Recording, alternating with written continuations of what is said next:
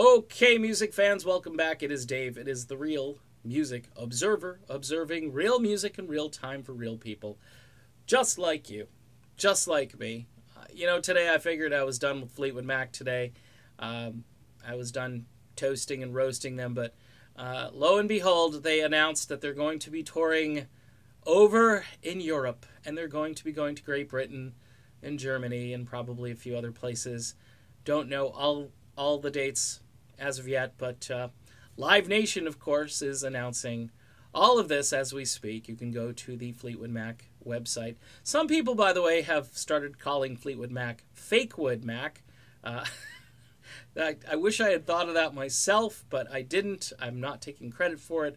It's funny, and it's kind of accurate at this point. Let's just be honest.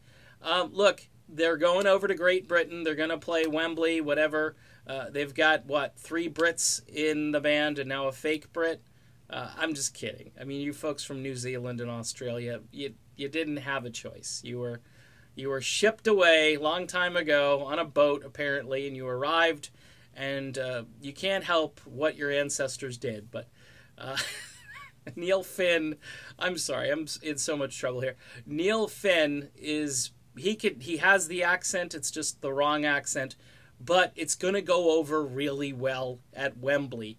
And damn the music, right? Who cares if Lindsey's not there? Who cares if your architect isn't there to help keep the house from falling apart? Nobody seems to care. This is the issue. It's just rolling right along. Yeah, let's book some dates in Europe. Folks, it's Irving Azoff, the steamroller. He's doing the same thing with the Eagles, although at least the Eagles, look, it took me a while. I'm now lukewarm to Vince Gill. I'm not going to say I'm red hot or anything. Look, Vince Gill was in this band called Pure Prairie League for a while, so I just have some sentimental value there for Vince, and I know he's a country rocker and so forth. During the 90s, when I fell off the turnip truck, I had the country stations on. Yep, believe it or not, I had a lot of them on. I was listening to Joe Diffie and Vince Gill and all that stuff because it was like rock with a twang. It was, you could listen to it. It wasn't grunge, so I was like, yeah, man, get me some cowboy boots.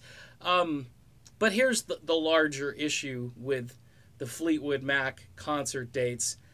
It's an Irving Azoff machine where if they're not selling tickets, they move money around in order to promote, because Live Nation makes so much money. If the dude, if Irv has to put a little bit of money back into the enterprise, that's really no skin off his back. I mean, he's just doing what Irv's got to do to make a buck. And it's kind of like getting the steamroller or snowball going down the hill.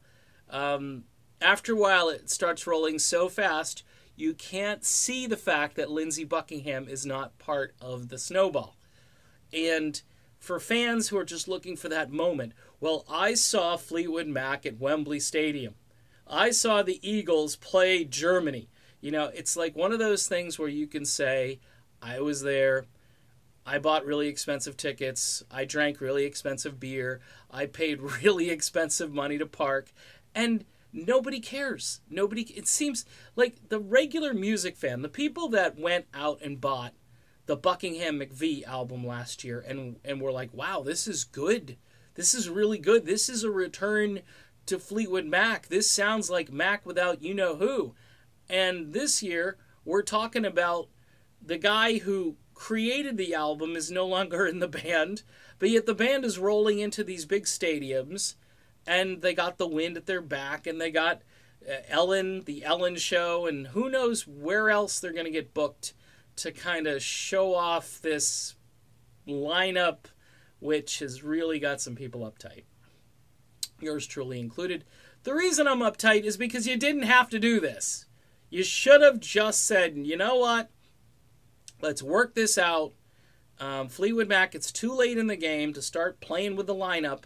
But, you got people who are 70 and 74 years old, whatever, thinking they're immortal. Okay, they're just going to live forever. They're going to have another 10, 20 years to tour. That doesn't always happen, folks. I mean, look at poor Marty Ballin not too long ago. Just all of a sudden has this huge a heart problem, and then a few weeks later, a few days later, whatever, he's gone. So you never know. So what you ought to do is try to put the best lineup together of original people that can still play and sing and perform, and then send those people out. And, you won't lose money. They're losing money on ticket pricing because Lindsey's not in this group. You'll see those ticket prices and those front rows, they'll send people from the back. They'll say, here, you've just been upgraded. It'll be like the Oprah show. Hey, you want to go to the front row? Here you go, because we can't have this stadium look empty. Yeah. Fleetwood Mac goes to England and beyond. And those are my thoughts. So there. Talk to you soon.